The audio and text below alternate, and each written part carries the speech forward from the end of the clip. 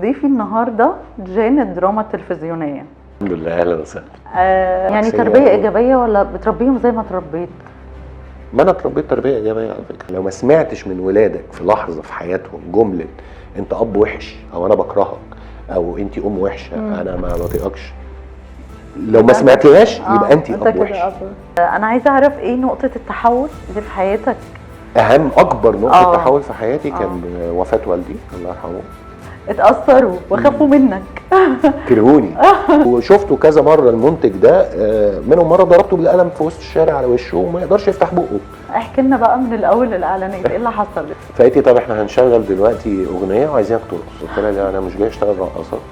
قالت لي لا هي الاعلانات كده. قلت لها خلاص مش عايز اعمل اعلانات.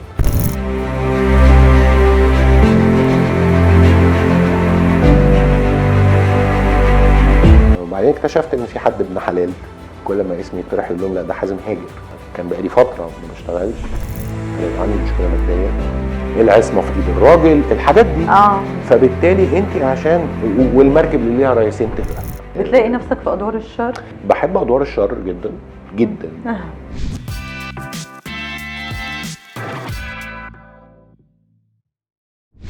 ضيفي النهارده جان الدراما التلفزيونيه.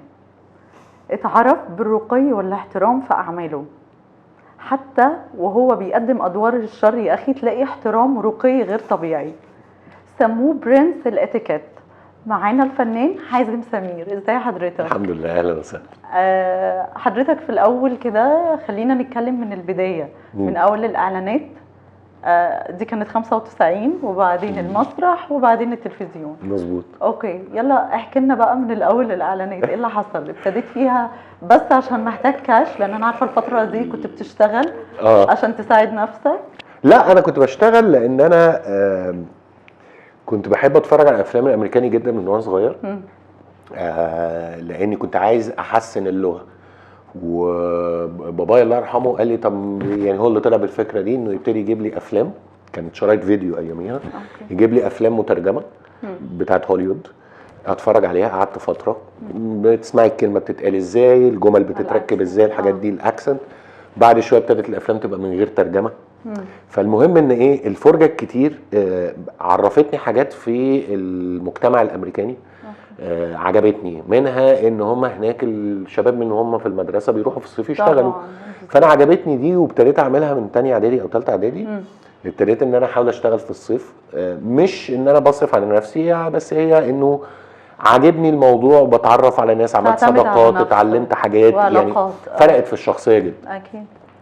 واحنا في الجامعه انا فاكر كويس قوي في يوم كده كنا قاعدين تحت ودخلوا ناس معاهم فلايرز وبامفلتس وحاجات كده اهو من شركه كبيره بتاعه دعايه واعلان ان هم عايزين موديلز يعملوا اعلانات. صدفه يعني دخلوا صدفة. هم دخلوا كانوا عايزين وجوه موديلز جداد، فابتدوا يلفوا على كليات كليات معينه هم حددوها يوزعوا الفلايرز دي، الناس تروح تعمل اوديشن. وحضرتك اصلا كان كليه ايه؟ انا كليه سياحه وفنادق ارشاد سياحي جامعه حلوان. فكل اصحابي راحوا فقلت تعالى معانا، فرحت معاهم. رحت عملت الاوديشن ده، بس الاوديشن كان يعني ايه قفشت فيه شويه عشان دخلوني استوديو، وفي واحده ست انا ما اعرفش هي مين يعني، بس ست شكلها يعني صاحبه الشركه مديره الشركه حاجه تقيله. اسمك سنك ورينا بروفايلز بتوعك. فعملت كده مش فاهم طبعا اي حاجه. فقالت لي طب احنا هنشغل دلوقتي اغنيه وعايزينك ترقص. قلت لها عملت ايه؟ قالت لي هنشغل اغنيه وعايزينك ترقص. قلت لها لا انا مش جاي اشتغل رقاصه. قالت لي لا هي الاعلانات كده. قلت لها خلاص مش عايز اعمل اعلانات. قالت لي يعني ايه؟ قلت لها مش عايز اعمل اعلانات. يعني عايزه حضرتك ترقص رقص ايه؟ كان اياميها لا كان اياميها الاعلانات معظمها عباره عن جينجلز، اغاني معروفه بتتقلب على المنتج. وتلاقي بقى المودلز بيرقصوا بيتنططوا مش عارف ايه بتاع الاعلانات بتاع الاعلانات مش رقص يعني. ايوه اوكي. بس انا الجمله بس الجمله زي ما اتخضيت بالظبط. فقلت لها لا انا مش جاي هنا عشان ارقص يعني. قالت لي لا هو كده. قلت لها لا خلاص باي باي، ورحت سايبه وماشي. وخلاص يعني صحابي بقى اللي اتقبل منهم واللي ما اتقبلش وخلاص يعني انا مش في بعديها باسبوع لقيت الشركه دي بتكلمني عايزيني في اعلان. لا والله. فرحت عملت الاعلان وفي الاعلان قالوا لي ارقص، قلت لهم ما برقصش فما رقصتش. وبعديها باسبوعين 3 لقيتهم يكلموني على الاعلان شويه، ولقيت شركه تانية بتكلمني اعمل اعلان، ابتدى الموضوع يجي يمشي. بقى. ابتديت اعمل اعلانات في فتره يعني جت الكليه. صدفه، ما جريتش وراه خالص. بقول لك أوكي. المسرح صدفه، الاعلانات صدفه، كله جه صدفه. وبعدين رحت المسرح. المسرح كان في الكليه. اوكي. انا بسبب الشغل ما كنتش بحضر كتير قوي، فكنت بحتاج حاجات، يعني كنت بقدم التماسات عشان نسبه الغياب بتاعتي من الكليه والحاجات دي. فوانا في تانية كان ليا صديقه في اولى مساعده المخرج بتاع مسرحيه الكليه، فكانت قاعده بتتكلم معايا تشتكي ان في ادوار معمول لها اعداد على النص مش موجوده في النص، ولازم كل الممثلين يبقوا من الكليه، ومش لاقيه في دور، مش لاقيه حد يعمله يعني. ما تاخد تقرا؟ قلت لها لا انا ماليش في التمثيل، مش مهتمه اصلا. ماليش في التمثيل. انا شغال مرشد سياحي، بنزل تريننج وحاجات وبعمل اعلانات فيعني خلاص مش. طب بليز ومش عارف ايه، هنساعدك في الالتماسات بتاعه الغياب. قلت لها اوكي. قريت المشهد لقيتها فطسانه من الضحك. طب تعالى قابل المخرج. قابلت المخرج، قريت له المشهد لقيته بيضحك. لا انت اللي هتعمل الدور. دخلت، عجبني بقى الاجواء، ما كنتش عارف عنه حاجه، فابتديت بقى بروفات ونروح المسرح، وكنا بنعمل كل حاجه بايدينا، الديكور والملابس، ويعني كلنا بنساعد بعض. فعجبني عجبني الموضوع جدا. من غير دراسه ولا من غير دراسه، ده مسرح الكليه، نشاط فني في الكليه. فعجبني جدا. فالسنه اللي بعديها كنت خلاص انا واحد عضو من فريق المسرح في مسرح الكليه. لما في التاني سنه دي بقى كان معانا مساعد مخرج، ده بيشتغل مساعد مخرج يعني. فكان عنده مسرحيه في تبع وزاره الثقافه، اخراج مخرج لبناني اسمه رجيع عساف. فقال بقول لكم ايه، كنت انا واثنين زمايلي في الكليه، تعالوا انتوا الثلاثه زي بعض كده، كنا عاملين تركيبه كده مع بعض. انا عايزكم تقابلوا المخرج. رحنا قابلناه، قال لنا انتوا معايا في العرض. كله صدف وحظ. كله صدف وحظ. ومن ده مساعد المخرج بتاعه اللي في المسرح كان بيعمل مسلسل، فعايز حد يعمل دور. اللي هو وعد. لا كان وجه القمر. ده 98. لا وعد ايه ده متاخر قوي. وعد ده لسه ما ادري افتكرت ده كان 98. وجه القمر كان الله يرحمها الفنانه فاتن حمامه طبعا، واستاذ احمد رمزي، وكان في بقى نيلي كريم واحمد فيشاوي، ويعني القمر. طبعا دي كان غادة عادل ونيلي كريم وفاتن حمامه. بالظبط. كان نجوم كبيره. فرحت عملت ده، وابتدت بقى الدنيا حاجه بتوصل لحاجه، حاجه بتوصل لحاجه. وحضرتك حبيت الموضوع؟ حبيته لحد ما اتخرجت. رحت بقى ايه، اتخذت في سكه المونتاج. والله دخلت المونتاج. دخلت المونتاج. طب وبعدين قعدت فيه بقى شويه يعني. انا قلت ايه، هتعلم حاجات وهعمل كونكشنز واعرف ناس وافهم انا داخل، خلي بالك انا داخل على صناعه يعني لقيت نفسي حاببها جدا. بس انا ما اعرفش اي بني ادم جواها. لا من الاهل ولا من الاصدقاء ولا من اصدقاء يعني. الاصدقاء ما فيش حد يدلك، ما فيش حد يشرح لك ايه الصح وايه الغلط وايه. فلما جات لي الفرصه ان انا اشتغل مع استاذ شريف عرفه، طبعا قلت هتعلم منه كتير وهفهم منه الصناعه دي وهفهم منه الفيلد، المجال اللي انا عايز ادخله ده قواعده ايه وايه الصح والغلط ويعني. فقعدت بقى في المونتاج كده، لقيت نفسي فجاه عدى عليا 10 11 12 سنه. طب ايه الحاجات اللي عملتها في المونتاج؟ لا كنت موظف في الشركه. كان اغلبيه الاعمال كانت اعلانات.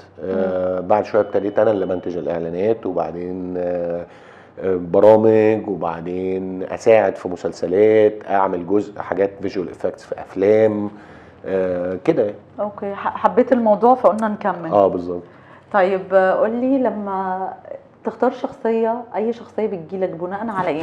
يعني بتهتم جدا مثلا براي الناس انها ما تكرهكش، فلا الدور ده شرير انا مش هعمله؟ طبعا ده ما بيحصلش. انت شايفه ايه؟ بس بيأثر عليك يعني؟ مثلا تقول بتبقى متردد او خايف انهم يتأثروا، خاصة انا عرفت المحيط اللي حواليك انهم في اخر شخصية بتاعت ما تراه ليس كما يبدو اتأثروا وخافوا منك. كرهوني ما خافوش. فده بيأثر عليك في اختيار الادوار ولا؟ لا خالص بالعكس. بتعملوا هي بصي، انا في حاجه الواحد وهو بيقرا كده تلاقي نفسك مشدوده للورق. يعني انا عندي في اسهل قاعده، عندك ورق معاكي مثلا 10 حلقات قاعده بتقريهم، على الحلقه الثانيه لقيتي نفسك بتكملي بالعافيه، يبقى خلاص ما فيش حاجه شداني. لقيتي نفسك في بقى في حالات ما بتحطيش الورق غير ما يخلص، ده حصل مثلا في مطار ليس كما يبدو. ما سبتش غير ما خلصت، لدرجه ان هم استغربوا، بعتوا لي السكريبت على التليفون، بعديها بساعه الا ربع لقوني بكلمهم. فقالوا اكيد يعني فر كده في الورق، فابتدوا يتناقشوا معايا، لقوني تفاصيل في ادق التفاصيل. انت قريت فعلا الحلقات؟ قريت الحلقات. فدي بتبقى اول قاعده، ان الورق يشدك. لو اتشدتي للورق، انا لو اتشدت للورق ما سبتوش غير لما خلصته، ده خلاص انا هعمل المسلسل ده، حتى لو ببلاش، حتى لو ايه، حتى لو يعني حتى لو المخرج مش معروف، ما معكش مثلا ابطال كبار تعتمد بس على ولا هي كلها بتبقى ملهاش علاقه، يعني الورق بس. ما اعتقدش ان انا عمري حسبت اصل المخرج ده عمل ايه قبل كده. يعني في اعمال كتير على فكره اشتغلت مع مخرجين انا ما بصيتش هو عمل ايه قبل ما نشتغل مع بعض. وناس قالت لي ان ده غلط، بس اوريدي بيبقى معاك ناس معروفه فبتبقى مطمن. وبرضه ملهاش علاقه، ما يعني في نجوم في العالم كله مش في مصر بس بيخشوا اعمالهم ناجحه وفجاه تلاقيه عمل فيلم وحش او مسلسل وحش. ما هياش قاعده، عمل حاجه واحده بس كسرت الدنيا مثلا مش معروف. فهي مش قاعده، هي في الاخر انت انا بؤمن انه العنصر الاهم في العمل الفني هو الورق. فلو الورق عجبني خلاص، ده انت كده عديتي اكتر من 50% من قرارك. بعد كده بقى بتقابلي المخرج، بتتكلمي، بتتناقشي مع المخرج، فبتفهمي دماغ المخرج. ممكن يبقى مخرج اشتغلتي معاه قبل كده بس شايفه ان هو شايف الورق ده يتعامل بطريقه معينه، انت مثلا لا، انت حاسه انه لا، انا مش هيبقى ليا مكان في ده او مش انا. طب حتى لو الدور صغير، يعني حضرتك عملت الادوار انا عملت كلها ادوار كبيره وادوار صغيره عادي جدا يعني. لا بس الكبيره اكتر يعني، بالذات اللي معلمه. والله لو صغير بس حلو ما بتركز، ما بقول لا عملت، ما بقول لك انا صلاح قنديل في خيط حرير كان ضيف شرف. نتكلم عن صلاح قنديل يعني ده كان دور صغير في المسلسل، كان كام في الاخر اتعرض 45 حلقه تقريبا او حاجه كده. أيوة بالظبط. صلاح قنديل ضيف شرف، يعني صورت يومين 3 ايام في المسلسل. ايوه بس فهو دور صغير كمساحه. تأثيره في الأحداث بقى دي قصة تانية. فهي المساحة، حجم الدور مش هو العامل. لا بس خالص. صلاح قنديل أنا اللي أعرفه إن حضرتك عملته، لأن قريت الورق والشبه، في تشابه كبير بين بابا حضرتك. لا هو مش تشابه، هو أنا حسيت بروح بابايا فيه بالظبط. يعني روح في حاجة كده، مش قادر أقول لك هي إيه بالظبط، بس يعني هي في حاجة من روح والدي الله يرحمه، وحسيت إنه شبه والدي. فعشان كده كنت دايما بحاول ان انا اقدم حاجات من والدي في شخصيه صلاح قنديل، في قناعته، في طريقه كلامه، في طريقه الدرس وهو بيديه. انما الورق مثلا صلاح قنديل ده، الورق انا ما اعتقدش ان انا غيرت فيه كلمه يعني ولا حرف. عشان كده بقول لك الورق هو العنصر الاول والاهم في العمل الدرامي.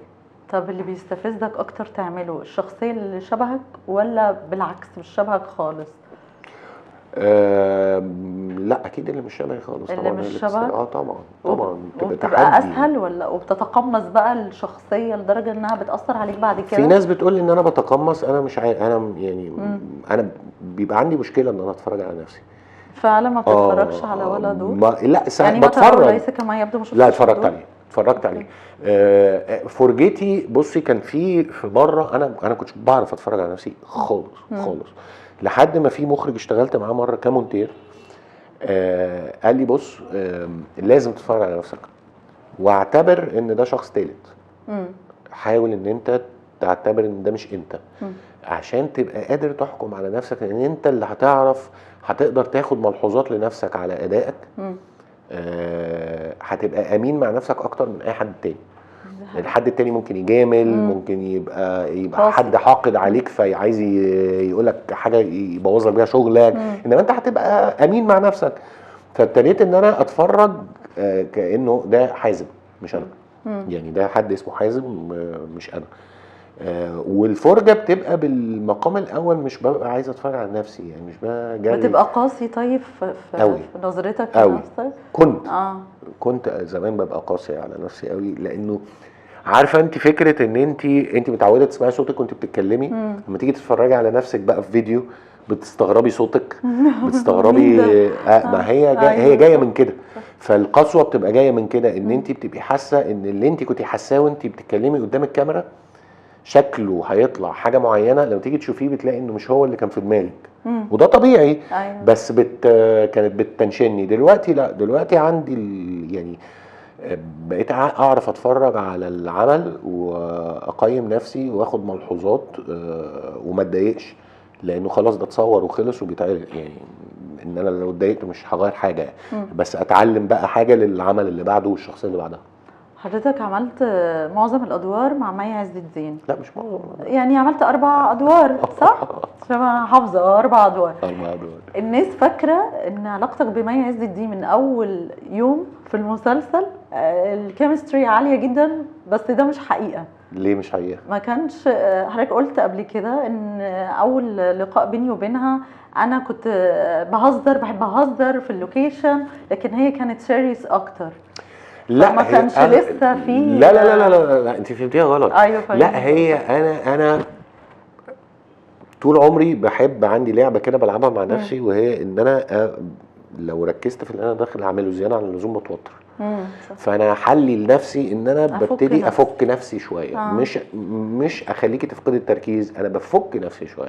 اتكلم معاكي في اي موضوع، اسمع لك، اسالك سؤال، تكلميني في حاجه بره المشهد، حاجه شخصيه، حاجه في الشغل بره شغلنا، يعني حاجه كده بحيث ان هي ما تخلينيش اتوتر قوي من اللي انا داخل اعمله. في اول مشهد ده كان مشهد ماستر سين ومشهد مهم واول مشهد ليا في المسلسل، فانا كنت متوتر جدا. فكنت بحاول اعمل ده، وبعدين بصيت لقيت مي مركزه جدا، داخله جوه المود والشخصيه. ففضلت مركز معاها شويه كده من بعيد. احنا اتعرفنا على بعض بس ايه، لقطت ده من اول لحظه، فما رضيتش ايه اتعدى حدودي عليها. لا سيبها يعني سيبها، دي طريقتها في التركيز وانت عندك طريقتك في التركيز.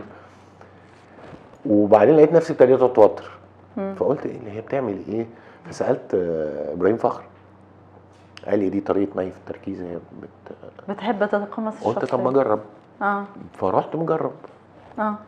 فدخلنا عملنا مشهد حلو قوي.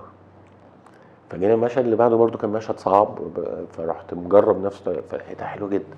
فابتدينا ايه ده بيشتغل بنفس طريقتي، دي طريقتها حلوه في الشغل، تفهموا بعض. ابتدينا بقى نتكلم، ابتدينا نشوف دماغ بعض، ابتدت تسالني اسئله، انت بقى بتعمل ايه حياتك، بتاع مراتك مين، عندك مخلف مش مخلف. يعني ابتدينا نتعرف على بعض على المستوى الانساني يعني. فلقينا تشابهات في الهدوء، تشابهات في القواعد الإنسانية اللي جواكي، بس مش تشابهات في الشخصيات. مي لما تحب تبقى مطرقعه بتطرقع، انا لما احب ابقى مطرقع ما بعرفش يعني اللي هي اختلاف الشخصيات. بس لقينا لا عارفين نفهم بعض وعارفين نتكلم مع بعض ومرتاحين في الشغل جدا جدا مع بعض. وخصوصا بقى التجربه اتكررت، وعد اتكررت 4 مرات حرير طالعين بالظبط. فلا الكيمياء موجوده من اول لحظه. اوكي. هي جت بعد كده ده لا هي من اول لحظه، لكن من اول لحظه اوكي. يعني انا بس احترمنا بعض، مدارس مختلفه، ان حضرتك بدات بطريقه مختلفه وهي بدات بالظبط. بس هي الكيمياء حصلت من احترام كل واحد فينا للتاني بدون اي احكام مسبقه. فلقينا نفسنا مرتاحين. يعني في جمله كل ما نتقابل قدام في عمل جديد قدام كاميرا، هي بتقول لي وحشني التمثيل معاكي، انا بقول لها وحشني التمثيل معاكي، لانه في راحه نفسيه عند كل واحد فينا من غير اي تخطيط ولا ترتيب. يعني أيوة بقول لك ايه، انا بحب اشتغل اللي ما حصلش. هي حصل اوتوماتيك لوحده. فبقيت وكل مره يعني ال3 اعمال اتجوزنا فيهم وعمالين فيهم انا مت ومش بس ما لهمش علاقه ببعض. فدي لوحدها بتديني انا بقى ثقه ان انا كل ما هيجي لي حاجه مع مي هوافق وهقف قدامها، انا عارف ان هطلع حاجه جديده. وهي نفس الحكايه. الكواليس بتاثر على الشخصيه اللي بتقدمها لما بتبقى مرتاح والناس اللي معاها، ولا أكيد لا؟ اكيد ما لهاش علاقه. اكيد. يعني زمان كان اكيد طبعا. وممكن اقعد اتفرج معاكي على اعمال اقول لك بصي ده انا ما كنتش مبسوط وانا بصور، ده انا كنت مبسوط. دلوقتي لا، دلوقتي جايز السن، جايز الخبره، جايز حاجات كتير بتقدر تفصل. مش بتقدر تفصل، انت بتوجدي طريقتك. يعني لو كل حاجه في اللوكيشن ممتعه بالناس بالبتاع زي ما ترى ليس كما يبدو، فتلاقي نفسك ريلاكس اكتر بتشتغلي بالطريقه اللي بتحبيها، وهي ان انت مرتاحه وبتتكلمي مع الناس كلها، و في لوكيشنز تانية ده مش متوفر. فتلاقيني بس ده بيبان قدام الكاميرا لما الممثلين بتبقى فعلا مرتاحين، ولا بيبقى فيه طبعا ده بتبقى اضافه بيبان زياده، يعني بتبقى اضافه. الجمهور بيبقى يعني اذكى من كده فبيفهم على طول. ده حقيقي، ده حقيقي. مش متوفر ده. فخلاص هتلاقي بدخل تصوير في معادي على اوضتي، بجهز، بركز، براجع مشاهدي، بدخل لطيف مع الناس، اعمل مشاهدي، اخرج، اللي هو ما تسيبيش نفسك لحاجه تشتتك عن تركيزك. طيب انا عايزه اعرف ليه بعيد عن السينما برغم ان انت فيك مواصفات اللي هو الجان الرومانسي، ليه اكتر تلفزيون؟ لا انا مش، بصي الادوار مثلا لا مش الادوار بس، هو انت الممثل بيشتغل ازاي؟ مش عارفه، انا مش بيجي له تليفون، حد بيرشحه، ايوه بالظبط، حد مخرج او منتج او مؤلف او هو ايفر بيقول ايه رايكم في حازم سمير في الدور ده بالظبط، وعلى اساسه بيتصلوا، وبتبتدي انت بقى دورك انك تقري الورق وتشوفي وبتاع. المرات اللي حصل ترشيحي في افلام سينما ما حسيتش اللي جالي ان انا الدور راضيك يعني؟ لا ما شفتش نفسي في الشخصيه او في العمل او في البتاع، وده ما حصلش كتير يعني. انا في حياتي مثلا جالي 3-4 افلام يعني، او 5 افلام منهم فيلمين ما اتصوروش، حصل مشاكل والمشاريع اتلغت يعني، وبس الناس شايفاني اكتر في التلفزيون. وانا بالنسبه لي تمام، العمل جيد سواء في السينما او في التلفزيون. طبعا السينما ليها خصوصيتها وليها جمالها وليها كل حاجه، بس يعني كنت بتضايق زمان يعني النصيب والرزق يعني، مش هعترض يعني. طيب ايه الدور اللي نفسك تعمله سواء بقى في التلفزيون او حتى السينما؟ يعني لو قلت ايوه هو ده اللي انا مستنيه. بصي انا بحب ادوار الشر جدا جدا. بتلاقي نفسك في ادوار الشر؟ بحبها. بحبها لان هي ادوار ثريه، ممكن تتعمل ب 500 طريقه، ممكن تدي مبرر الشر للشخصيه، مبررات كتير جدا جدا، ليفلز الشر كتير جدا جدا جدا. انا دي بتبقى بالنسبه لي مستفزه اكتر يعني، اكتر من الطيب، لان الطيب طيب او المحترم محترم، عنده القواعد الاخلاقيه اللي بيمشي في اطارها. لكن الشر ده بيخرج بره المألوف، بيخرج بره القواعد. بس ادوار الشر بتاعتك برضو يعني احترام واحده يعني. انا كنت زمان طيب محترم، ابتدى يبقى في شر يطلع محترم يعني، جايز اللي بعديه يبقى شر شرير راقي، عارف ما بصي، ما هو في الاخر انت طريقه كلامك، طبيعتك الجسمانيه، طبيعه شكل الممثل اكيد بتحدد حاجات معينه خارجه عن ارادته. طب ده ما يخليكش تعمل مثلا ادوار شعبيه من البلد؟ مش هتلاقي نفسك في ادوار زي كده؟ حاسس شخصيتك هل المشاهد هيتقبلها مني؟ ده السؤال الاهم يعني. انا كان في مسلسل كبريت الاحمر الجزء الثاني، انا عملت فيه دور صعيدي، وفي مشهد عملناه والمخرج قال لي انا هخليك تعمل مشهد، الله يرحمه استاذ الدكتور احمد الشماع، عصام الشماع، انا اسف، قال لي انا هخليك تعمل مشهد باللهجه الصعيدي. قلت له يا بين الناس هتضحك عليا. قال لي ما فيش حاجه اسمها كده، ده منتهى التحدي. شيل الفكره دي من دماغك. وهو مشهد واحد. عملت المشهد والمشهد جاب فيدباك انا ما كنتش متوقعه بصراحه، كلكنه وكاداء وكشخصيه وبتاع الناس. فاحب ده، بس هيبقى ده محتاج مجهود، هيبقى محتاج مجهود طبعا، وتحضير ومذاكره ولهجه وطبيعه الشخصيه، لانه الصعيدي اللي متربي في الصعيد، اللي اتولد في الصعيد وكبر في الصعيد، طريقته وتفكيره وطريقه كلامه ومفردات كلامه غير اللهجه، مختلفه عن اللي اتربى في القاهره، مختلفه عن اللي اتربى في اسكندريه.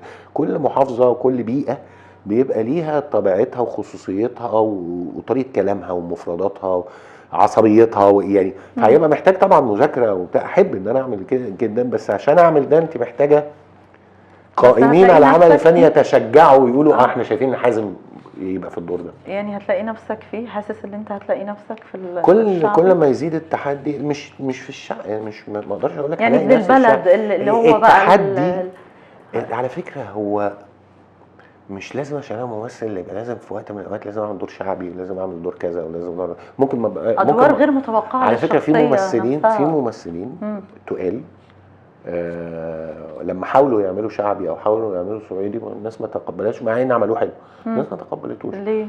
ما تقبلتوش الناس متعوده. وخلي بالك في ارتباط، المشاهد بيبقى عنده ارتباط بالممثل ويقبل منه حاجات وما يقبلش منه حاجات ملهاش علاقه باجاده الممثل في الدور او عدم اجابته، هي ليها الانطباع اللي عند المشاهد عن الشخص ده.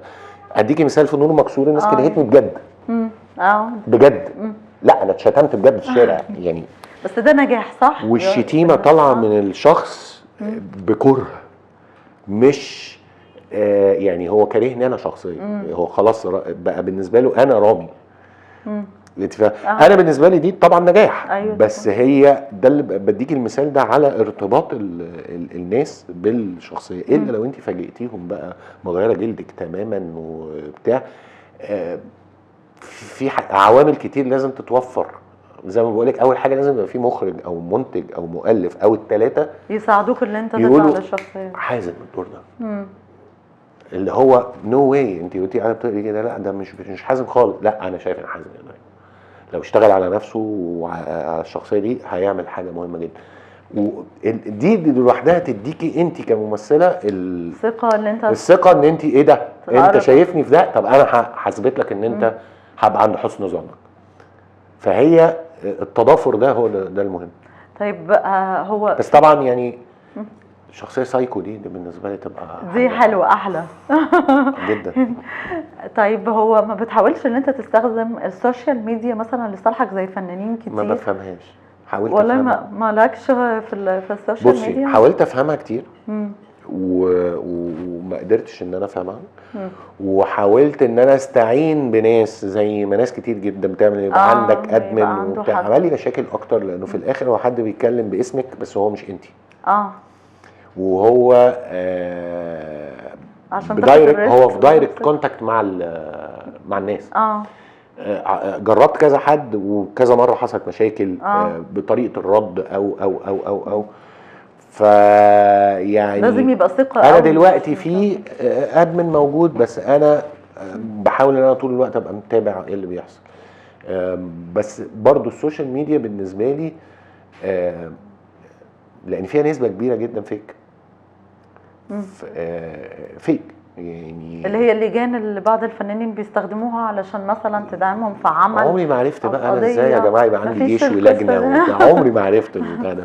بس يعني انا بحب الحاجه تمشي طبيعي، ما بحبش الزق. انت فاهمه؟ يعني كتير كان بيجي عروض ان انت نزود الفولورز ونزود اللايكات عمري ما عملت حاجه من دي لانه يعني ليه؟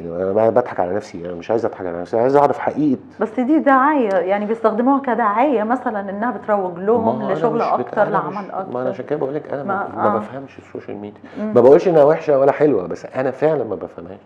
حاسس ان انت اتظلمت مثلا في موضوع ان انت عندك قدرات اكتر وحاسس ان انت عندك طاقه اكتر بس هم مثلا محددين حاصرينك؟ بصي يعني لا مش حاسس ما فيش حد بيتظلم، ما كل واحد بياخد نصيبه. كل واحد بياخد نصيبه. انت نفسك في ايه او طموحك ايه؟ زمان كان بيبقى ممكن يجي لي شويه احباط بس جايز مع السن مع الخبره مع الشغل مع الخلفه. الخلفه بتفرق طبعا جدا. بقى الموضوع فيه رضا فيه قناعه. الدور في جمله اتقالت لي زمان، الدور بينادي صاحبه. ودي حصلت لي مره في مسلسل، انه لما جه المخرج يتكلم معايا في الدور قال لي على فكره الدور ده راح لفلان وفلان وفلان وفلان، تقريبا لف على الرجاله كلهم. واحنا كنا من الاول عايزينك بس في كانت حاجات تمنع وفي الاخر الدور جالي انا. فهي نصيب، هو رزق. انا بعدت عن التمثيل فتره كذا سنه يعني، وفجاه الناس كلمتك على دور، فهي رزقك نصيبك اسمك، ربنا هو اللي بيخلي اسمك ينور في دماغ الشخص وهو بيفكر في الترشيح. يحط صورتك، يجيبك قدامه اسمك يتذكر قدامه، او تطلعي من عمل قديم قدامه وهو قاعد بيفكر في دور مين اللي يعمل الدور وبيقلب في والتلفزيون شغال قدامه، فتلاقي عمل قديم ايه ده حازم. في طبعا شغل اللي هو بقوا يقولوا عليه اصل ده الاجتهاد يعني، تمام. ان انت بقى تعملي بقى البي ار وتعملي العلاقات والسوشيال ميديا وتنزلي تعملي صور ومش عارف ايه وبتاع. انا بربي عيالي يا جماعه، ما عنديش وقت. انا عايزه اربي عيالي يعني. لا انا بربي فعلا الولاد، لان انا بشوف انا تربيتي لاولادي اهم عندي من شغلي. وجودي في حياه ولادي اهم عندي من وجودي قدام كاميرا. فبالتالي في محدوديه شويه لايه اللي اقدر اعمله وايه اللي ما اقدرش اعمله، خصوصا زي ما بقول لك انا ما بفهمش السوشيال ميديا قوي. انا السوشيال ميديا بتبقى اكتف جدا وقت ما بيكون في عمل بيتعرض، وبحاول ان انا ارد على الناس، وانا عندي انستجرام بس، فبحاول ان انا ارد على الناس. طب لو نقد ضايقك، لو حد مثلا بسمعه عادي، وساعات بتناقش فيه عادي جدا طالما ما فيهوش تطاول يعني. بالظبط، بس في ناس بيحصل تطاول. ما دي منها مشكله السوشيال ميديا دي. دي اكتر كنت بشوفها على الفيسبوك. عشان كده انا قفلت الفيسبوك بتاعي من 5-6 سنين. بترد؟ كنت برد. حد استفزك مثلا؟ لا كنت برد عموما. وبعد كده فجأة كده لقيت اكتشفت انه الفيسبوك عليه نسبة كبيرة جدا من التطاول. مش في الكلام، في الكومنتات حتى. يعني وناس بقى غريبة جدا، وما تفهميش هم انتوا مين، انتوا بتتكلموا في ايه، وتلاقي حد بيتكلم داخل فيكي من وجهة نظر دينية بحتة، بس ما سابش شتيمه على وجه الارض، ما قالهاليش. طب انت منين بتتكلم في الدين ومنين بتشتم يعني؟ ايوه بالظبط حاجات كده. فبعدت عن الفيسبوك يعني. ساعتها ما بتردش ولا لا بيستفزك فبتضطر ترد؟ لا يعني اصل في نوعيه، لا في نوعيه من التطاول كده. انت فنانين بيردوا يعني. بس في نوعيه من التطاول كده، انت لو دخلتي تردي عليه الموضوع مش هيخلص، وهتقعدوا بقى هتخشوا في مستويات من التطاول. ان انت تتجاهل فبلوك يعني بلوك. في ناس ما تستاهلش انك تردي يعني، في ناس ما تستاهلش انك تردي عليها من طريقه الكلام اللي هي بتتكلمه. وفي ناس لا بتبقى نقد هو كاره مثلا الدور وبينقد، بس تحسي في نقد فعلا، فبتقدري تتناقشي معاه او معاها وتسمعي وجهه نظره يعني في كده وفي كده. بس فبقول لك غير كده انت لو تابعتي بقى الانستجرام بتاعك، لان انا البوستات بتاعتي انا بحب اصور جدا، بحب الطبيعه جدا جدا. فتلاقيني بحط بقى حاجات، بحب والاكل والحلويات، بعشق السماء وبعشق السحاب. فلما بشوف تكوينات، لما بشوف تكوينات حلوه، لما بشوف فريم حلو بروح مصوره. دايما البوستات بتاعتي بتبقى بتمنى للناس الخير، عشان عايز الناس حلو ان احنا نتمنى لبعض الخير ونصبح على بعض ونمسي على بعض. فده اللي هتلاقيني ببوست، الا لو في عمل هتلاقي بقى ببوست حاجات من المسلسل ليها علاقه بالشغل. بالظبط. طيب مين اللي سميك برنس الاتيكيت؟ مي عز الدين؟ مي. ليه سميتك كده؟ ده كان في وعد، علشان كنت جوه الشخصيه جدا سليم. فسليم كان اتيكيت جدا جدا، راجل جونتي كده. فانا اصلا OCD يعني. شفتي قبل ما نسجل كان في حاجه ورا الكاميرا معوجه. ايوه ضايقتني يعني. فانا الحاجات دي بتفرق معايا شويه، بس كنت كمان جوه سليم قوي. فطول الوقت بنصور او ما بنصورش انا مركز في الاتيكيت. فمي مثلا قاعدين بنتكلم بنراجع مشهد عندها في الاوضه مثلا، فيلا يا اساتذه عايزينكم، فنقوم فاروح تلاقيني اوتوماتيكلي راح واقف مطلعها الاول وخارج، نازلين السلم فانزل قدامها، طالعين السلم فاطلع وراها، فخدت بالها. قاعدين على السفره بنعمل، هي بقى طلعت كنا بنعمل مشهد عشاء على السفره وفرشوا الاكل وفرشوا كل حاجه، ودخل الكلاك ياخد الكلاك، وانا كنت بتكلم مع المخرج في حاجه تمام. قعدت في الكرسي يلا خدوا كلاك، فببص لقيت الشوكه مش في مكانها والمعلقه غلط فابتديت بسرعه جدا. هم تمام يعني، هو ما حدش خد باله. ايوه ما عدا الله يرحمها مها مامة مي كانت قاعده ورا المونيتور، وتقريبا هي كانت واخده بالها بس ما قالتش حاجه. قالت خلاص الكاميرا دارت، فهتقول للاستاذ ابراهيم فخر ونعيد الشوت بتاع. لقيت ان انا قبل ما يقول اكشن رحت قايم تك تك تك تك تك تك تك وعادل مش عارف ايه وبتاع، رحت عادل احنا جاهزين يا استاذ. فلقيته هو ومها فطسانين من الضحك، ومي مبرقالي جدا. قالت لا لا لا ده انت فعلا برنس الاتيكيت. طلعت من ساعتها. تمام.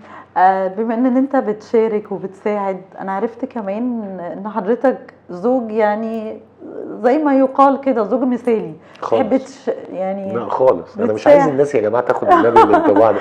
انا مش زوج مثالي. خلاص طلعت عليك خلاص. مش لا انا هي. مش زوج مثالي خالص. انا بني ادم يعني بتساعد في البيت، انا بتساعد بحاول. في انا في حاجات اتعلمتها من والدي ووالدتي، دي المشاركة. دي اللي كونت فكرتي عن الجواز، وكونت فكرتي عن الخلفه والتربيه.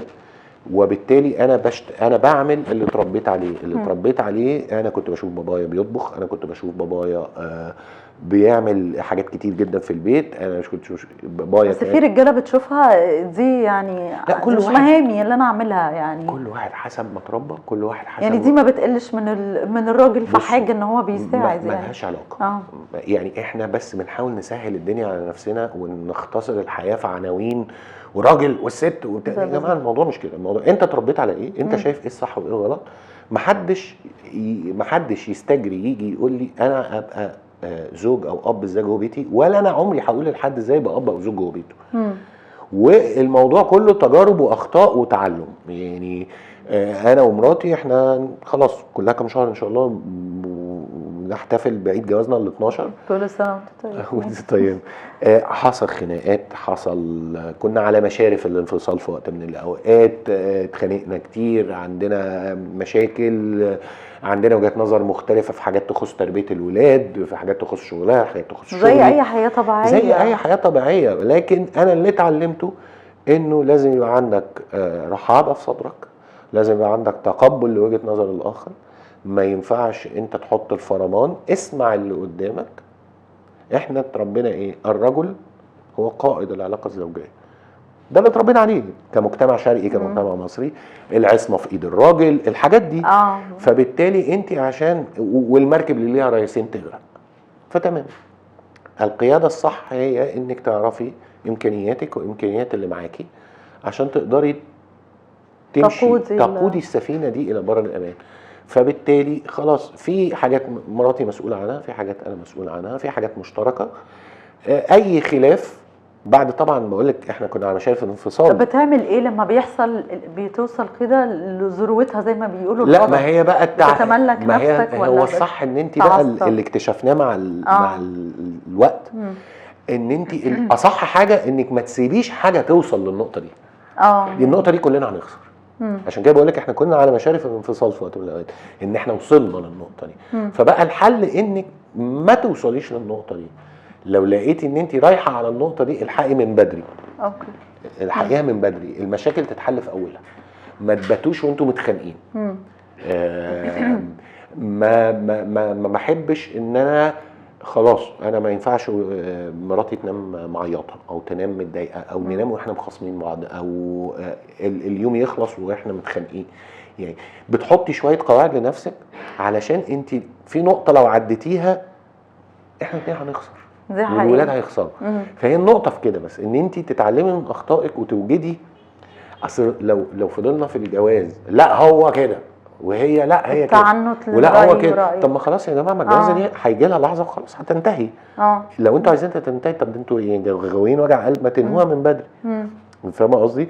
فهي الفكره بس ان انت ايه، ما تنامش وانتوا زعلانين من بعض. بصي انت فكرتك عن الجواز غير فكرة مراتي، غير فكرة بنت عمتي، غير كل واحدة حسب أهلها ربوها ازاي، حسب شافت باباها ومامتها علاقتهم الزوجية عاملة ازاي وهي بتكبر. هو ده اللي بيشكل فكرتك عن الجواز.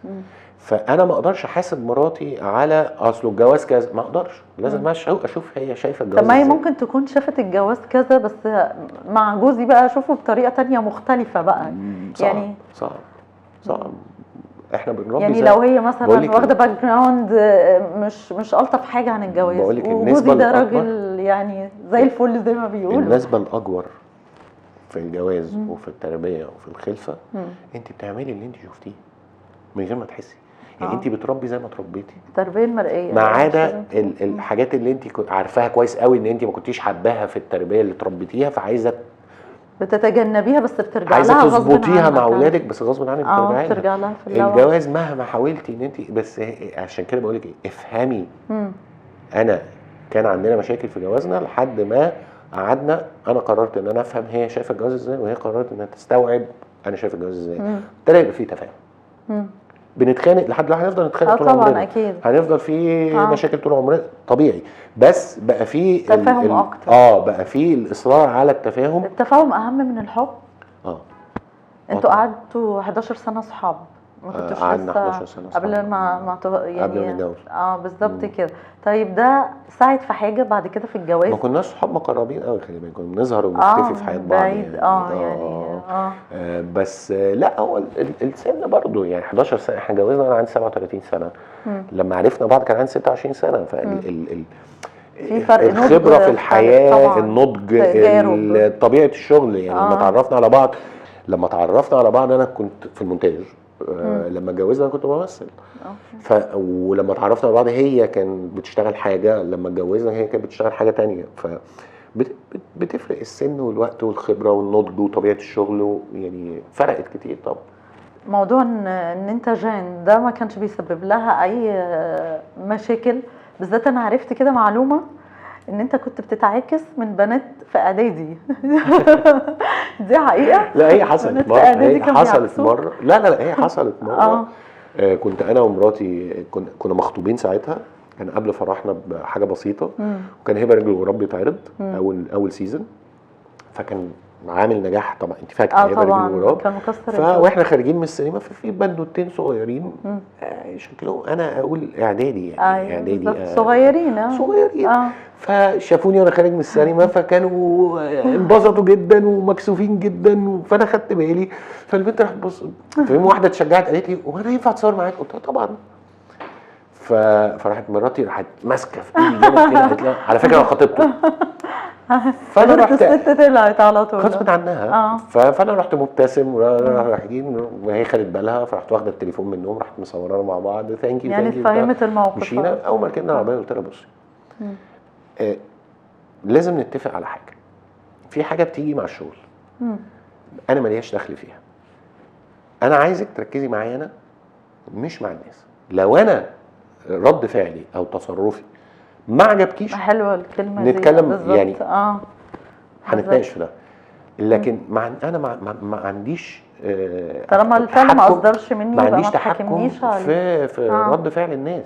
ممكن حد يتطاول، ممكن عادي على فكره، ممكن حد ما بيحبش تمثيلي يشوفني في الشارع يروح شاتمني، وممكن واحده تعاكس، وممكن حد يتكسف، وممكن واحده.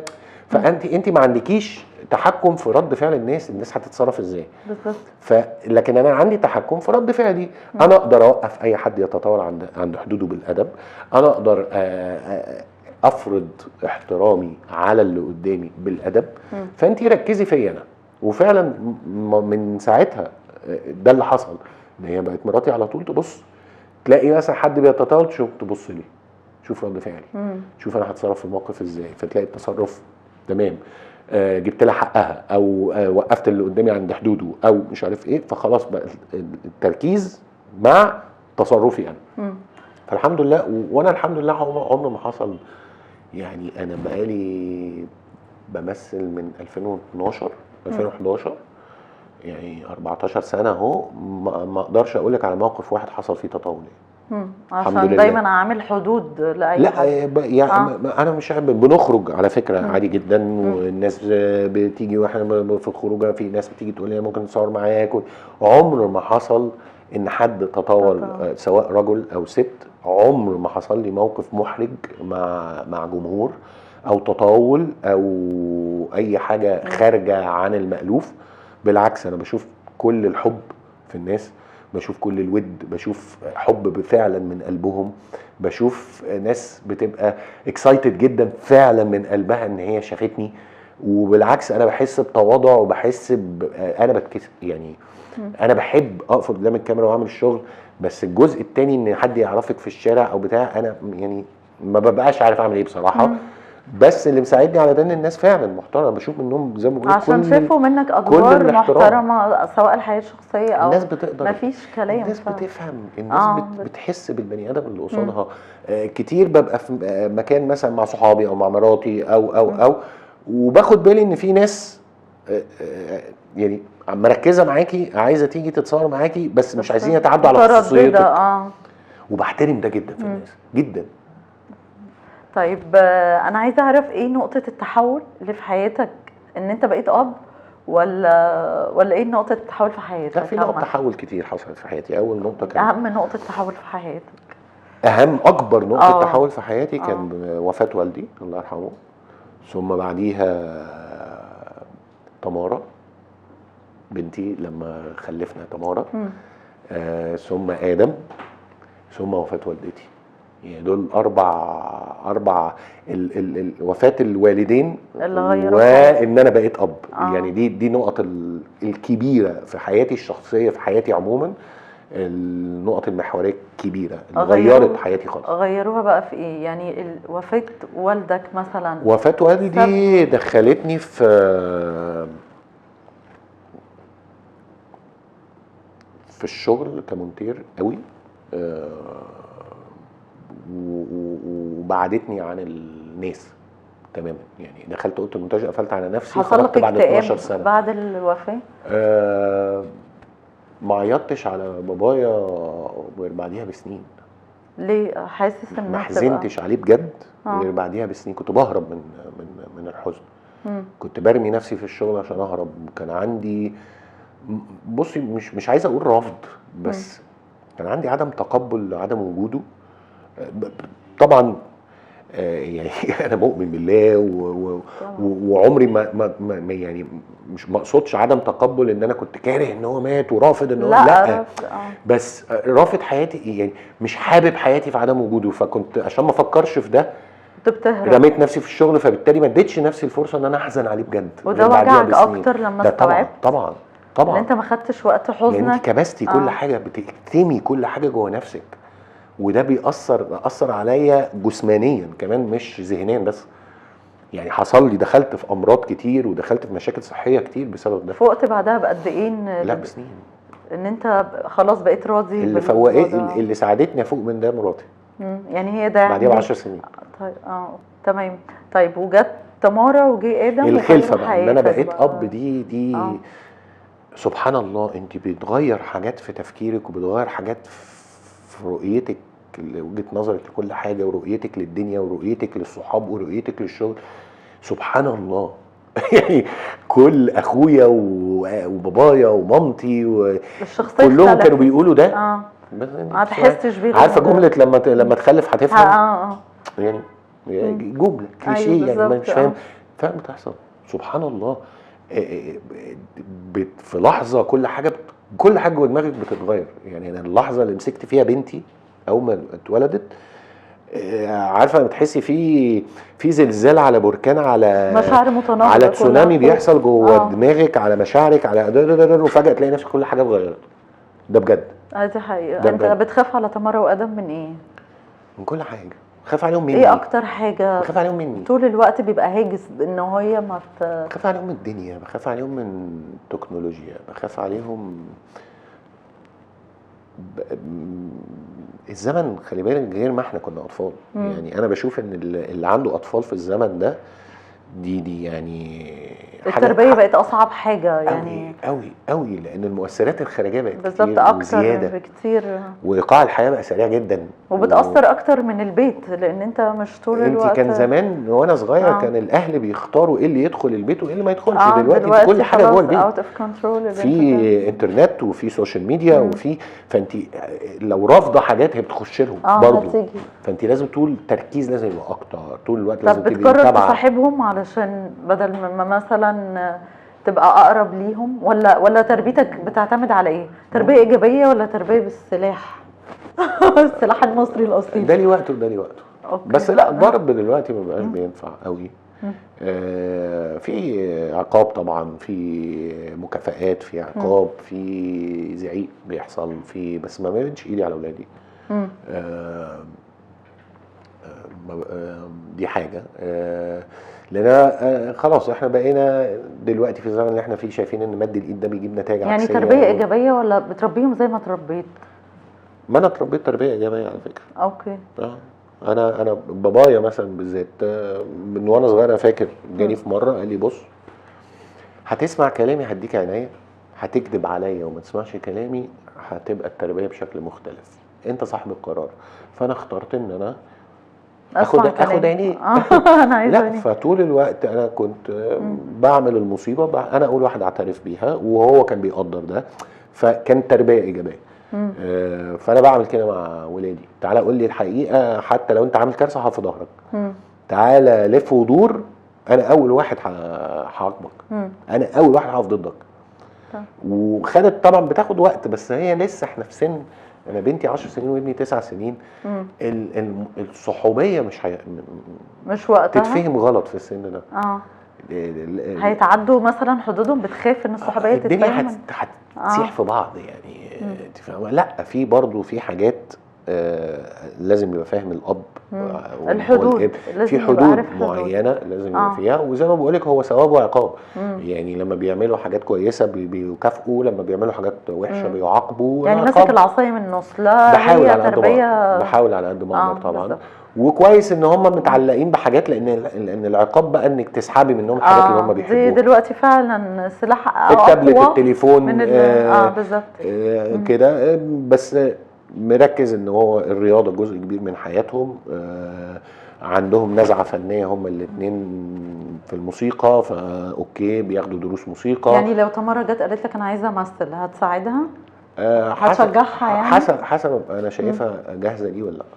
لانه المجال ده لو دخلتيه وانت مش فاهمه انت داخله على ايه، ممكن الدنيا تحدفك في حتت مش حلوه خالص. فلو انا شايف ان هي جاهزه، انا طبعا في ظهرها، يعني مش هقدر ان انا امنعها، انا هدعمهم في اللي هم عايزين يعملوه. بس ابقى متاكد ان هم فاهمين هم بيعملوا ايه، ان هم حابين اللي هم بيعملوه، مش اللي هم ومتحملين مسؤوليه ده. يعني مش هيضحك عليهم، مش هيروحوا، مش هيلاقوا الدنيا بتوديهم في حته غلط وهم مش واخدين بالهم. لا، يبقوا عارفين هم بيحطوا رجلهم فين قبل ما يحطوا. تعالى نلعب بقى، احنا اتكلمنا كتير. يلا تيجي نلعب لعبه كده مع بعض؟ انا عايز العب اسمها سرك كبير. ماشي. الاول قبل ما نلعبها، بتعرف تغني؟ لا. صوتك حلو؟ لا، اصل هنحكم عليك لو ما عرفتش. يعني هغني دي هتحكموا عليا بس. لا، بلاش انا غنى عندنا خالص. احكام كتير، لو مش ماشي، هتغني بلاش عندنا غنى احكام بقى. كتير. اوكي، دلوقتي هنسحب كارد من دول. اوكي. والسؤال اللي هيطلع لك هتقوله، لو عجبك هتقوله بصوت عالي. لو مش عايز تجاوبه مش هتقوله، بس هنحكم حكم. اوكي.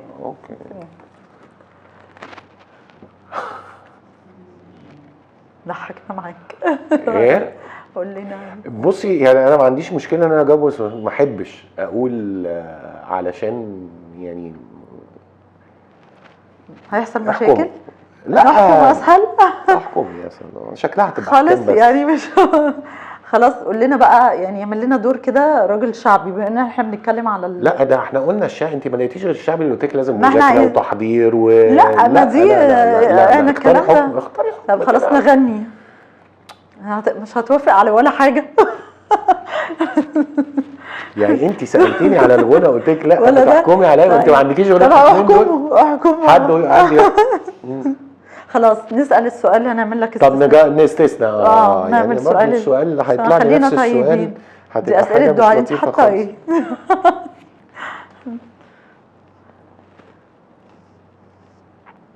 بكيت على سجادتي واشتكيت ربنا. ايه؟ لا، انا محتاج اللي كتب يفسر لي خط. بكيت على سجادتي وايه؟ بكيت على ربنا لما انت قريت صح على فكره. لما بكيت على السجاده واشتكيت لربنا كذا مره الحقيقه. مره في وفاه والدي ومره في وفاه والدتي. والمره الثانيه كان اكتشفت انا كانت مراتي متربيه بره طول عمرها، واهلها كلهم بره. ففي وقت بعد ما اتجوزنا شغلها كان مع اخوها هناك، فكانت قاعده مع اخوها وهي حامل كمان. وانا كنت بخلص تصوير واروح وارجع يعني مسافر لها مثلا 6-7 مرات في السنه لحد ما اخلص تصوير، اروح بقى نقعد في البيت بقى مع بعض وكده. وفجاه شغال كويس، ادوار كويسه والتصوير عارفين يعني بنسق بقى مواعيد التصوير مع الاخراج. هخلص امتى عشان لازم اسافر لمراتي، هتولد بنتي هتتولد الحاجات دي. وبعدين فجاه قعدت فتره كبيره جدا ما بيجيليش شغل ومش فاهم ليه. وبعدين اكتشفت ان في حد ابن حلال كل ما اسمي يطرح يقول لهم لا ده حازم هاجر. فكان بقالي فتره ما بشتغلش، ابتدى يبقى عندي مشكله ماديه، ابتدى يبقى عندي مشاكل نفسيه، لانه معنى ان انت تبقي شغاله كتير وفجاه ما تشتغليش ان انت ايه ده، انا مش ممثل كويس، او انا فبتبتدي تشكي في نفسك. ف اشتكيت لربنا وبدعي لحد النهارده كل يوم على الناس اللي عملت كده، ومنهم ناس على فكره مش لاقيين يشتغلوا بقالهم كذا سنه. فربنا جاب لك حقك. مش جاب لي حقي، ربنا عادل. ربنا عادل. طب لحد دلوقتي على فكره في ناس الموضوع ده مكمل لحد دلوقتي، ان حازم عايش بره مصر بيتفاجئوا لما هو موجود في مصر على فكره. يعني ما المسلسلات بتتعرض يعني ما اكيد مش بصورها اي من بره. اسحب سؤال تاني. ماشي. طب ما نعمل كده بقى بما اني بحب العب كوتشينه ونصحى هيطلع لي نفس السؤال والله. لو المنتج قال لك ما عندناش ميزانيه لاجرك بس الدور حلو، هتقبل ولا لا؟ حصلت كتير وقبلت. حصلت كتير وقبلت. وفي ادوار انا بقيت اسبق، يعني بقى في ادوار ما انت اللي بيحصل ايه، ان هم بيكلموكي يقولوا لك عندنا عمل وبيديكي شويه تفاصيل عن العمل، وبعدين يبعت لك الورق، وبعد ما تقري الورق عجبك البتاع نبتدي نتكلم في الاجر. فانا بقى في نوعيه لو الورق حلو زي ما كده مكتوب في السؤال، لو بس الدور حلو قوي، انا بقول له انت عايز لا انا بقول له انت عايز تعمل ايه. طالما الورق كويس خلاص زي ما قلت قبل كده، اهم حاجه السكريبت، اي حاجه تانية. الفلوس بتيجي وبتروح. وانا يعني السنين اللي اشتغلتها دي يعني في حاجات اخدت فيها اجور عاليه، وفي حاجات مضيت على اجر وما خدتش بقيت فلوسي لحد النهارده. طب بتعمل ايه لما بتلاقي مثلا صعوبات او حاجات؟ يعني صعوبات زي ايه؟ صعوبات زي مثلا انا بعمل دور كويس وانا ما خدتش اجر، او ان انا مثلا حاسس ان انا ممثل كويس بس الفرصه يعني بالنسبه لي مثلا بعد ما يرشحوك يعتذروا او يجيبوا حد مثلا. لا دي حصل دي بقى انا حصل معايا حاجات كتير جدا. انا بتعمل ايه بقى خلاص كده، ولا بتحاول تتكلم وتعرف تتكلمي في ايه؟ يعني لما منتج يكلمك ويبعت لك ورق ويتفق معاك على الاجر، وبعدين يقول لك هنتقابل يوم كذا عشان نمضي العقد، ويختفي وتكلميه ما يردش، وبعدين تلاقي نازل خبر انه ممثل زميل ليكي ابتدى يصور نفس الدور. يعني الراجل ده هتكلميه تقولي له ايه؟ ده واحد مش محترم اساسا. يعني ده شخص مش ولو عرض عليك الشغل مره تانية لا ما بيشتغلش معاه خلاص الثقه بتبقى راحت. لا هو مش ثقه، هي هي ملهاش علاقه بثقه، هي ليها علاقه باحترام. انت كلمتني على خلاص قول لي اعتذر. ما اعتذرش.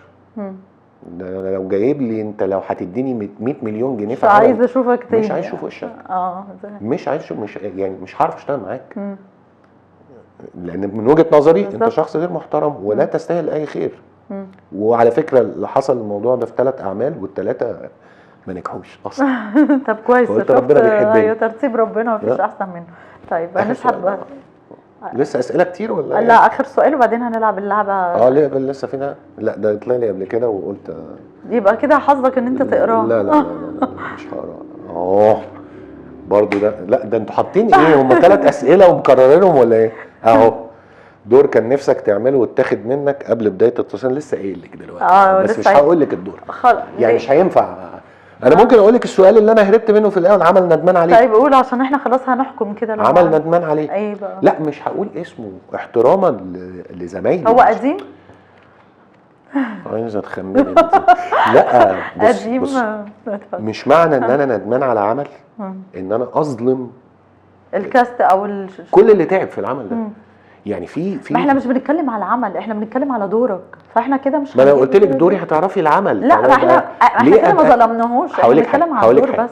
انا في 3 اعمال، عملين او 3 اعمال عملتهم في حياتي ندمان عليهم جدا جدا. بس العمليه او ال3 دول في جمهور اتفرج عليهم، وفي جمهور حبهم، وفي جمهور بيحب دوري فيهم، وفي زمايل ليا عملوا شغل فيهم حلو، وفي مخرج وفي كرو اشتغل، فانا لما اجي النهارده اروح مبهدل بقى، اجي على الجمهور اللي بيحب المسلسل ده وبيحب دوري في المسلسل اقول لهم انا ندمان عليه. ليه اكرههم في العمل؟ دي حاجه شخصيه بتاعتي. ممكن ابقى ندمان عليه عشان يعني في مسلسل انا ندمان عليه لان لحد النهارده الراجل نصاب ما خدش بقيه فلوسي، بقاله كذا سنه نصاب، تمام، وشفته كذا مره المنتج ده، منهم مره ضربته بالقلم في وسط الشارع على وشه وما يقدرش يفتح بقه. طب خلاص كسر ايه دخل الجمهور بده؟ ممكن ابقى انا عندي ذكريات وحشه من الكواليس برضو. ليه ايه ذنب زمايلي ان هم الجمهور اصل العمل ده انا ندمان عليه؟ فما احبش اقولها. انت فاهمه؟ ما احبش ان انا اقولها. طيب دور انت كنت هتموت عايز تعمله، وانا لسه حكي لك منتج وكلمني ويلا وهنمضي وراح مضى مع حد تاني من غير ما يقول لي اي حاجه. لو انا قلت لك دلوقتي العمل غصب عنك هتبتدي تقارني، طب فلان هو اللي عمل الدور ده، طب هتبتدي تتخيلي طب لو حازم عمله، طب وليه اظلم زميلي ده راجل قاعد في بيته، منتج كلمه بعت له ورق عجبه مضاه دخل اجتهد عمل فيه شغل حلو قوي. ليه عشان بنسيب الحكم للناس. الناس هي اللي تحكم. ما احبش ان انا اشوه لو حازم هنا كان هيبقى احسن ولا الممثل ده يبقى احسن؟ ليه؟ ما هو عمله وعجب الناس وعمل فيه شغل حلو، ليه ابوظ له اللي هو عمله بانه اصل ده انا كان المفروض اعمله؟ طب ما انا في ادوار، طب ما جايز في ادوار انا عملتها كانت رايحه لناس تانية وما حصلش نصيب، يبوظوا عليا فرحتي بيقولوا اصل ده كان دوري بس هو اللي عمله. لا، هو ما كانش دورك، هو دور اللي عمله. تختلف بقى الظروف، المسببات تختلف، ولكن هو دوره. طالما هو اللي عمله يبقى ده دوره، الدور بيروح لصاحبه. طيب خلينا بقى بقفلها عليك يا لا، ما انا مش بقفلها، انا ممكن اقول لك العمل اللي انت ندمان عليه. قولي لي ولو صح هقول لك اهو. هبه رجل الغراب. لا ده اندم عليه ازاي؟ لا اندم عليه ازاي؟ ولا قصدك ان على الجزئين التانيين؟ اللي هو الاخير انت ما عملتش الجزء الاخير. انا اعتذرت. طب اعتذرت ليه عنه؟ علشان هم لما كلموني كان اوريدي اول حاجه قالوا لي ايمي مش معانا، عشان اتغير، ريهام حجاج مش معانا، ريم مصطفى مش معانا، قلت لهم حازم اتغير، قلت لهم حازم سمير مش معاكم. لاني انا بحب ادهم النشواتي جدا جدا جدا، وبحب مسلسل هبه رجل الغراب ده جدا. هو اللي عرفها الناس ده ولاده ممثل. الناس اتعرفت عليه منه. طب نقول الاعمال كلها وانت انا بالنسبه لي كل ده اتغير يعني. طالما هبه اتغيرت فانا وانا بمثل ادهم هبقى ادهم تاني غير اللي الناس عارفاه، لان هبه تانيه، والتمثيل هات وخد. حسيت مش هتبقى مرتاح مش هبقى مرتاح، هبقى شخصيه مش هعرف اقدم نفس الشخصيه بالظبط. ممكن تبقى احسن، ممكن تبقى هي مش هتبقى هي ممكن تبقى احسن، ممكن تبقى اوحش. لا انا مش عايز اعمل كده. طالما اتغير خلاص غير كله، فيبقى الناس تاخد التغيير على بعضها مولفه على بعضها جديد. ووعد الناس حبتك الدكتور الروتيني اللي كان بيصارع بين العقل والقلب. انا بحب سليم جدا. طب يبقى كده فاضل لنا مثلا خيط حرير برضو كان دور حلو قوي. طيب يعني اصل انت واضح ان انت عارفاني مثلا 6-7 مسلسلات، انا عملت حاجه و20 مسلسل. لا ادم المسلسل اللي انت طلعت فيه دور ادم الششتاوي تقريبا اسمه ادم الايه؟ ما فيش دور كنت عملته كده؟ لا بجد ما فيش؟ ايه؟ كبريت احمر. بحبه جدا كبريت احمر. يفضل يقول لي بحبه. مش هيقول. ما هو بصي ايوه انا ندمان عليه. متاكد ان انت مش هتعرفي تجيبي اسمه. متاكد لانه ما نجحش. يبقى فيلم؟ لا مسلسل. لانه ما نجحش. مملكه الغجر. مملكه الغجر. وده اللي ليا فيه فلوس لحد دلوقتي. وده اللي بقولها عادي جدا في اي حته، المنتج بتاعه ده نصاب. يعني مملكه الغجر هو دوت العمل الوحيد اللي انت ندمت ان انت عملته؟ لا في عملين تانيين بس ده اللي هقول لك اسمه. خلاص كفايه علينا. كفايه علينا مملكه الغجر يعني. تمام. طيب خلاص شكرا جدا، احنا كده مش هنحكم عليك. الحمد لله. طيب اخر لعبه معانا اسمها اوت اوف ذا بوكس. اوكي دي اسئله برضو هتختار منها كده سؤال بايلك. ايه تعبت مننا؟ مش معقول اللعب كلها اسئله. خلينا خضر كده حبيبي. انت مش عايز لا تغني ولا تقول دور. لا ما انا صوتي مش حلو. لو عندك ريموت بيوقف الزمن تختار يقف فين وامتى؟ ايام الجامعه. ايام الجامعه؟ اشمعنى؟ احلى ايام، احلى ايام. انا بالنسبه لي ايام الجامعه دي احلى. ما كانش فيها مسؤوليه وما كانش فيها. لا كنت بشتغل، كان فيها مسؤوليه، بس كان مسؤوليتك انت بس، يعني مسؤوليه نفسي، حتى مش مسؤوليه بيتي، لانه مش بيتي، بيت بابايا. بابايا كان موجود وكان بصحته، مامتي كانت موجوده وبصحتها، اخويا كان في ألذ مراحل حياته لانه ما كانش لسه اتجوز وخلفه، كان شايل مسؤوليته لوحده. اختي نفس الحكايه. الحياه كانت لطيفه، محدش كان عايز حاجه من حد. ايقاع الدنيا كان بالنسبه لي احلى من دلوقتي، لانه كان اهدى. انا بحب الهدوء، ما بحبش الزحمه، ما بحبش الجري طول الوقت. انا حاسس توتر لما تبصي حواليكي تلاقي، انا حاسس ان الناس طول الوقت بتجري، طول الوقت الناس بتجري عشان الزمن بقى صعب. عشان الزمن بقى صعب. لا في وقت الجامعه انا بكلمك من 94 ل 98. الوقت ده كانت الدنيا هاديه، وكان الايقاع كان ابطا من كده بكتير. الايكونومي، الاقتصاد بتاع الفلوس كانت عاديه، الارقام اللي بتسمعها هي عاديه، الناس كانت عارفه تحب بعض اكتر من دلوقتي، القواعد المجتمعيه كانت موجوده بشكل واضح عن دلوقتي. الصحوبيه، الصداقه كانت اقوى من دلوقتي، كانت انقى من دلوقتي. نوعيه الحوادث اللي كنت بتشوفيها في الجرايد لما تفتحي صفحه الحوادث حاجه مختلفه تماما عن ليفل الوحشيه اللي احنا بقت الحوادث بتحصل بيه دلوقتي. الناس كنت تشوفي، انا فاكر كويس ايام الجامعه، انا كنت بروح، كنت ساكن في مصر الجديده وجامعتي في جاردن سيتي، فانا كنت باخد المترو لحد رمسيس، وبعدين ميكروباص من رمسيس لحد على الكورنيش لحد الجامعه. فانت بتشوفي ناس كتير طول الوقت. لا الابتسامه دي كانت على وشوش ناس كتير وانت ماشيه في الشارع، ما كانتش شايله الهم اللي موجود دلوقتي سواء الاقتصادي او الولاده. بتتخانق مع دبان وشها زي ما بيقولوا الناس. يعني زمان كانت خناقه الحوادث في الشارع تلاقيها عربيتين ضاربين في بعض، يعني العربيتين يعني. لا العربيتين مخبوطين والناس بتتخانق. دلوقتي انت بس لو حدفتي على واحد بس لحقتي نفسك وقلتي له سوري، بتتشتمي وتقلب بخناقه وينزلوا يضربوا بعض. ايوه بالظبط. فلا انا شايف، ومش هقول لك المدرسه كنا لسه صغيرين قوي، فهي الجامعه وهو وقت الجامعه 96 اوقف الريموت كده عند 96. طيب ناخد سؤال تاني. نخليها بقى. شكرا. فاضل لك كده سؤال واحد وخلاص. هم 3 اسئله. ماشي. حبيت كم مره؟ لا يعني بصي هقول لك حاجه، يعني وانا عايش البتاع، لا حبيت كتير. عمرك حبيت من طرف واحد؟ حبيت من طرف واحد وانا صغير مرتين مثلا. بس بقول لك وانت عايشاها يعني في وقتها لا اقدر اقول لك لا حبيت كتير، بس دلوقتي لما ابص لا ما حبيتش كتير، حبيت 3. 3 اول حب، و الحب اللي كان ايام الجامعه اللي هو بعد ما اتخرجت من الجامعه اللي هو لا يعني كان وخطبت وكنت هنتجوز وكده، وده الكلام ده بالظبط اوائل 2000 بعد ما اتخرجت بشويه، ومراتي. تمام. بس وانا بكبر لا حبيت كتير جدا جدا، او تهيألي ان انا حبيت كتير جدا. لان انا عمري في حياتي ما كنت بعرف ادخل علاقه بلا مشاعر. ما انا كنت لسه اقول لك انت عقلاني اكتر ولا لا؟ لا ما اعرفش ادخل يعني. لا انا بحب واتحب جدا واحب ادلع واتدلع. لا يعني لازم يبقى في حب في الموضوع. اصل يعني لو هي بس التفاهم، طب ما عندي اصحاب كتير يعني ليه ارتبط؟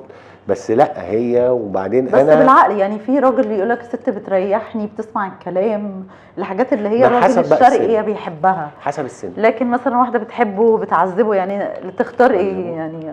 بتعذبه انما ما تسمعش مثلا الكلام، دماغها مش زي دماغه، الحاجات دي كلها يعني لما كنت ببقى برتبط. بصي انا قريت فاتحه كتير وخطبت. انا بدخل البيت من بابه. ده فعلا ده فعلا. وكان في من البنات اللي ارتبطت بيها كانوا بيتخضوا جدا من الحكايه دي. اقول لهم بصوا انا ما بحبش احساس الحرامي خالص، ولا انا عايز اذيكي ولا انا عايز منك حاجه، يعني انا في الاخر بينا الاحترام والود. انت محترم من زمان. فانا لا انا اتعلمت ده من بابايا. اصله انا هعمل ايه؟ هي الخطوبه وقرايه الفاتحه اتعملت ليه؟ يعني اسالي نفسك كده، هي اتعملت ليه؟ صح. كانش لا في حاجه يصح اسمها إلا زمان الصحيح. متصاحبين بالظبط والحاجات دي. كده. فهي اتعرفت على حد، خرجنا مع بعض كام مره، ده ايه ده والله انا شايف انه خصوصا بعد ما اتخرجت يعني. فطب ايه، طب انا عايز اجيب بابا. يعني ايه؟ عايز اجيب بابا. فيتخضوا جدا. في منهم طبعا اللي قطع يعني نهوا العلاقه مجرد ان انا طلبت ده، حصلت مره. وفي طب اوكي تعالى قابل بابا، بس انا مش عريس.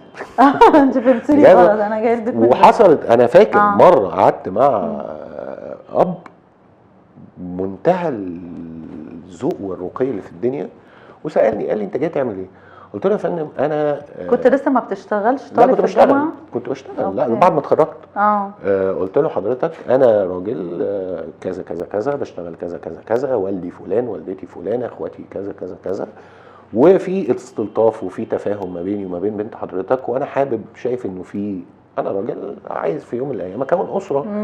فانا ما احبش الدره واكلمها من وراك وتضحك عليك وتقول لك انا خارجه مع اصحابي وهي خارجه معايا. انا بحب كل حاجه تبقى في النور. فانا جاي لك داخل البيت من بابه. داخل البيت من بابه. قال لي يعني عايز تعمل ايه؟ قلت له نقرا فاتحه.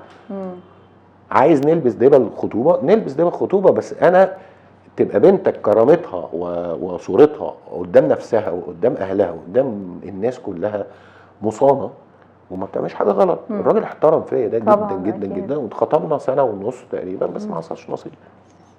طيب هنتكلم نفس الكلام ده لو المشهد اتكرر مع تمارا بما ان الزمن مختلف، وجت قالت لك مثلا انا معجبه بحد وعايز يجي يقابلك، او مش عايز يجي يقابلك، هو مش جاهز دلوقتي مثلا، لا يجي يقابلني.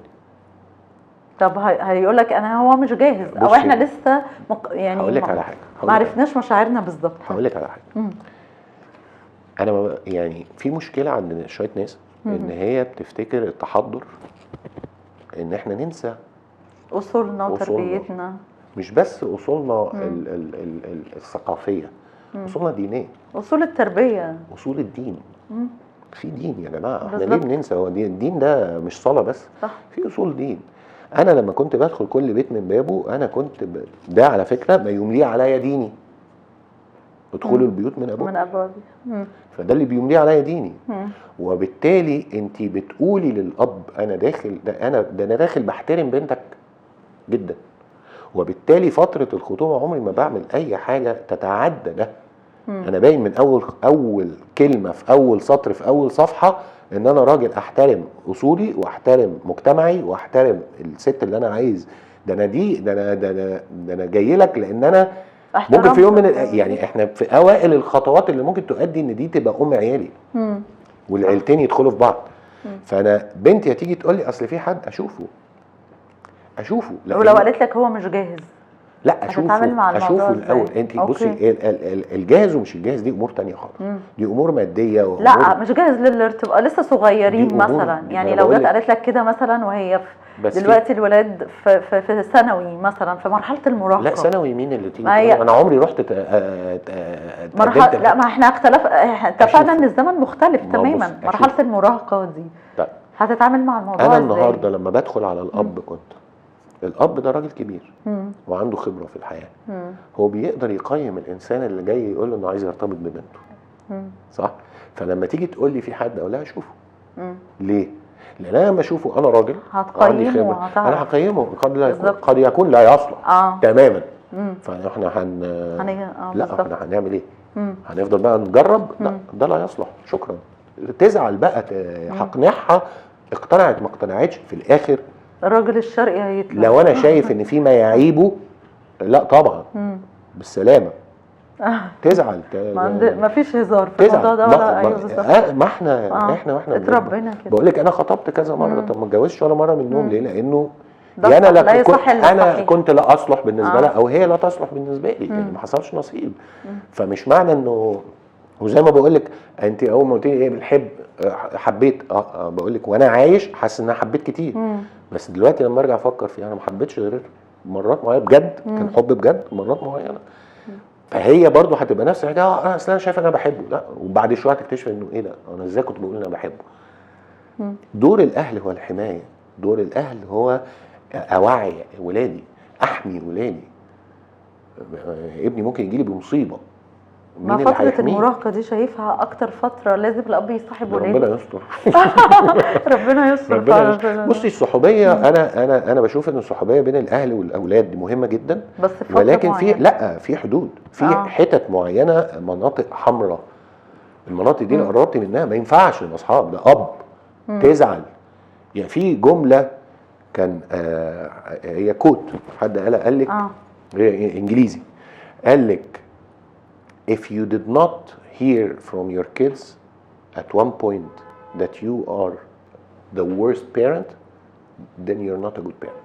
يعني لو ما سمعتش من ولادك في لحظة في حياتهم جملة انت اب وحش، او انا بكرهك، او انت ام وحشة، انا ما بطيقكش، لو ما سمعتيهاش يبقى انت اب وحش.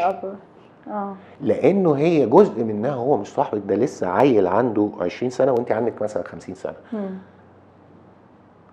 انت اب هيخطئ في حاجات ما ينفع، مش هعرف افهمك، هلاقيك داخل في طريق يدمر حياتك، دي ما فيهاش تفاهم، ما فيهاش تفاهم. فالاب في اللحظه دي لازم حسمه على طول علشان لازم نقدر. الصحوبيه دي حاجه، دي بلس، دي حاجه زياده. أيوة. انما لا عننا ما تصاحبنا، انت اب شرقي اصيل يعني، عارفه لو انا يعني اتفاجئت بصراحه. ارجع واقول لك احنا بنربي زي ما اتربينا. السكيل بس بيفرق، يعني الميزان بطبع الزمن، يعني لازم تحطي في اعتبارك بس ملابسات الزمن حواليك. بس ده مش معناه ان انت تغيري القواعد بتاعتك، مش معناه ان اصل انا مصاحبه. ايه مصاحبه؟ نعم يا حبيبتي، نعم اموري. انت فاهمه قصدي؟ اصل انا مسافره، لا في حاجات بالزبط. والقواعد على فكره هي اللي بتفرض احترام الاخر عليك. دي حقيقة. يعني انا كنت لما اجي ارتبط بواحده والاقيها حاطه لي قواعد في الخروج، في المواعيد، بالعكس بالزبط. ده بتوريني قيمتها بالظبط اكتر بكتير جدا من لو ما عندهاش قواعد. لو ما عندهاش قواعد دي نسبه ان انا افكر ان انا اتجوزها دي بتقل جامد جدا. دي حقيقه بالظبط. طيب اخر سؤال. اختاري اللون بقى عشان انا اختار بينك. طيب انت افتكرتك اخترت العكس. اوكي. لو في اغنيه ممكن تكون عنوان حياتك العاطفيه ممكن تكون ايه؟ احنا مركزين على حياتك العاطفيه، مش عارف ليه. لا حياتي العاطفيه مش عارف ممكن عمرو دياب ليه قلبي كل يوم بتحب واحده من لا حكاياتي اللي انا عشتها صح، دي اقرب. ده حقيقي. ايوه صح، ده حقيقي، يعني دي اقرب معانا طبعا لما بتلاقي بقى الاغنيه الصح. طيب احنا بجد انت نورتنا جدا يا حازم، واتبسطنا جدا معاك. بس قبل ما ننهي لقائنا في حاجه بسيطه كده حابين نشكرك عليها. تشكروني. لا خلاص اسئله تانية ولا حاجه. احنا عايزين نقعد معاك اكتر من كده بس للاسف الوقت خلص. اتفضل. ايه ده؟ دي حاجه بسيطه بس بنقول لك بيها ثانك يو ونورتنا. ده انا اللي ثانك يو، وبجد استمتعنا جدا، اتكلمنا في كل حاجه معاك. ربنا يخليكي، انا استمتعت، ويعني يا رب الناس يعجبها الحلقه، وبجد اسئلتك حلوه. بس موضوع الغنى والاحكام ده الحمد لله انا خلعت منه. ميرسي جدا يا حازم، نورتونا، واستنونا في نقطه تحول جديده مع نجم جديد. بسنت يوسف، باي باي.